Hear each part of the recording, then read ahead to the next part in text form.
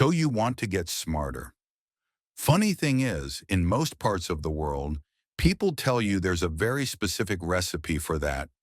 12 years of school, 4 years of college, maybe another 5 or 6 years of grad school. And at the end of all that, congrats.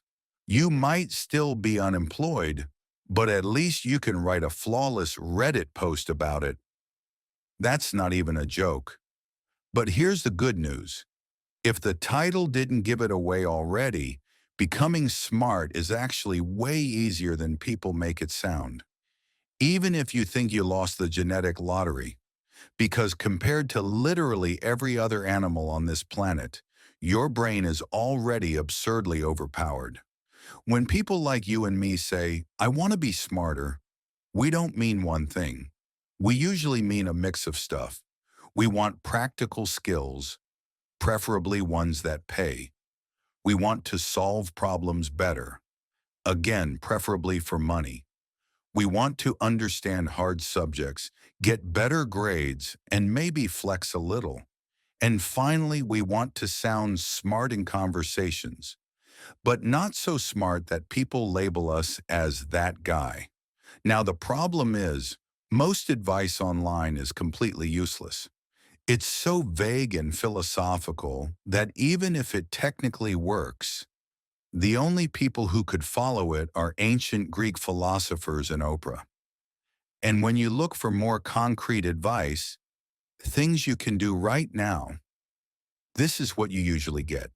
Eat blueberries, drink black coffee, exercise, sleep more, take IQ tests, listen to classical music. Sounds nice, but at some point, you actually have to, learn something. Also, history kind of proves that none of this is mandatory. Some of the smartest people ever barely slept and sat at a desk all day. So what actually works? What's not just the same 6 brain hacks recycled from a Facebook post inspired by a motivational quote on a subway wall? The answer is boring but powerful. Reading. And no, not all reading is the same. Fiction helps you read faster, builds vocabulary, and if there's enough dialogue, it almost feels like having friends. Which is nice. But most people jump straight to nonfiction, and for good reason. Nonfiction is how you casually drop interesting facts into conversations without trying too hard. For example, read one decent history book, and suddenly people think you know history. The trick is to not be annoying about it. Instead of saying, well, actually, which instantly makes everyone hate you. Try this instead. Someone says, crazy how humans evolved from chimpanzees, right? You say, yeah, it really is. I was reading something recently and apparently humans and chimps actually evolved side by side. Same information, completely different vibe. You can be smart and humble. You can sound intelligent and like you go outside sometimes. Teach people without making them feel dumb, and they'll respect you for it. Now, how do you find these books? It's ridiculously simple.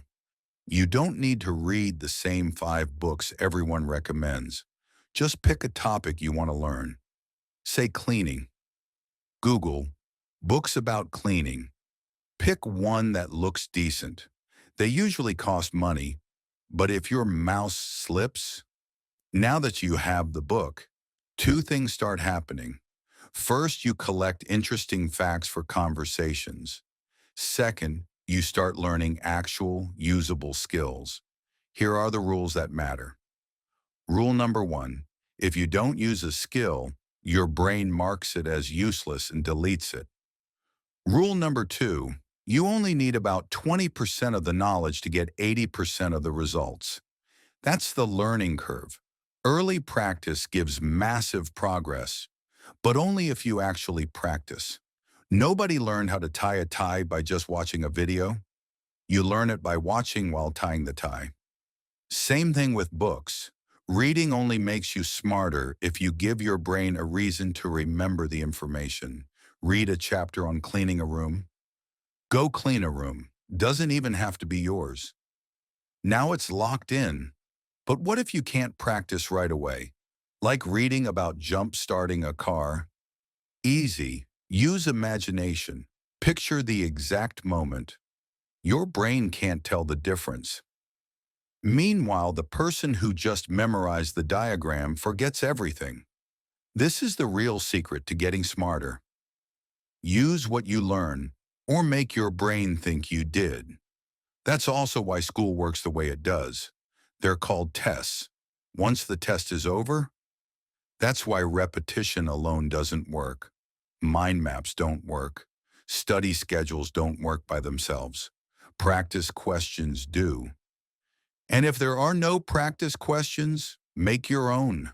Raise the stakes. Pretend you're hanging off a cliff.